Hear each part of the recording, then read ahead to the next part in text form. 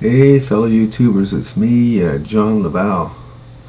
Listen, I wanted to do this video. I have a lot of friends that are atheists, and I have, the utmost respect for them, and very, very good friends and very, very good people. So there's I have nothing to say about that. In fact, I have friends who are Christians, and my atheist friends are a lot of time more trustworthy than they are. So this is not an attack on them at all. As I say, the utmost respect, and they are my fellow human beings. But I wanted to point out something that makes me wonder why they don't question the existence of God. And okay, so they'll say, well, I don't see him, or where's his presence and that. I see his presence in nature. That's a simplistic idea. You can say, oh, yeah, where? Okay, well, if you look at nature, nature is just not a piece of mechanics. It's a living entity. And I'll tell you why it's a living entity. It has checks and balances. It recalibrates itself all the time, and it comes in many, many forms. It runs the weather system all over the world. It runs high and low air pressure, rain, snow, how much sunlight the earth gets. It doesn't get overexposed to sunlight. It produces different climates. Animals live in different climates. Foliage, the foliage is at the maximum because of all these efforts to ensure that happens, which produces oxygen. This is this unbelievable system where everything is played like an instrument, and nature is the conductor, and you have life is just teeming all over the world, and no species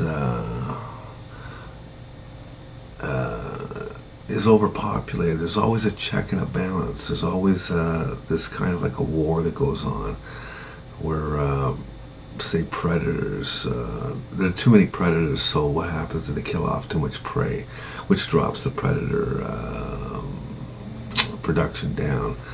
And when that comes down, the prey goes up and down, up and down, up and down. This perfect music which comes from this, and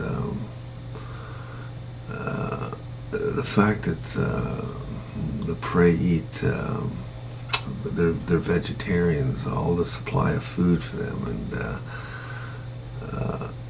it's just amazing. Birds fly in the air, and because the air pressure is proper, and if you really look at it, no one can say, you have to say, wait a minute, this thing lives, this thing called nature. It's alive.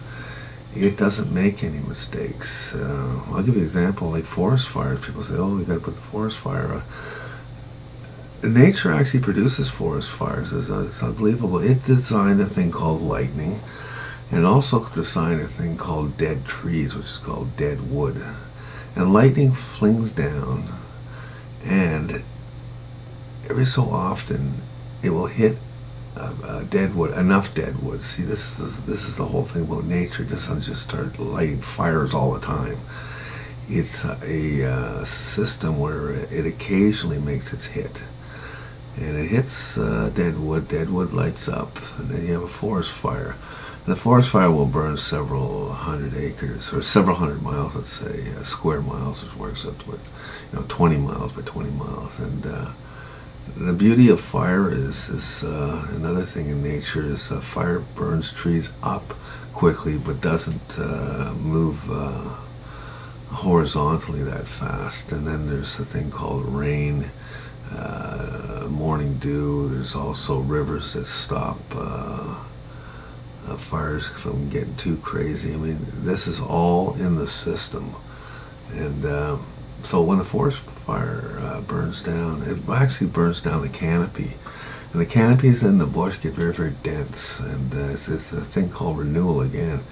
So now that the canopy's down, what will happen is sunlight will hit the floor the flora of the forest now. And now you've got shrubs and small bushes and small plant life. So guess what happens? All the plant eaters come out now.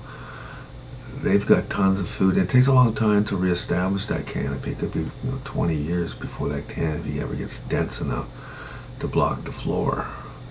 So you got 20 years of food supply for these animals. Now their numbers come up because there's so much food available. And then the predators' numbers come up because there's so much food available. And here we go again with this up and down, up and down. Everything is regulated. It's intelligent. It's if that didn't happen, you'd run out of animals. I mean, everything seemed to be within the system, and the system seems to not be over or under regulated, just enough to keep the numbers and greenery happening, and you've got bacterial life that is a great contributor. Without it, we wouldn't have life. We have the right amount of oxygen in the air, not too much oxygen, not too little oxygen. In fact, the entire universe works on this principle. We're the right distance from the sun. If we were further or closer, the planet wouldn't work.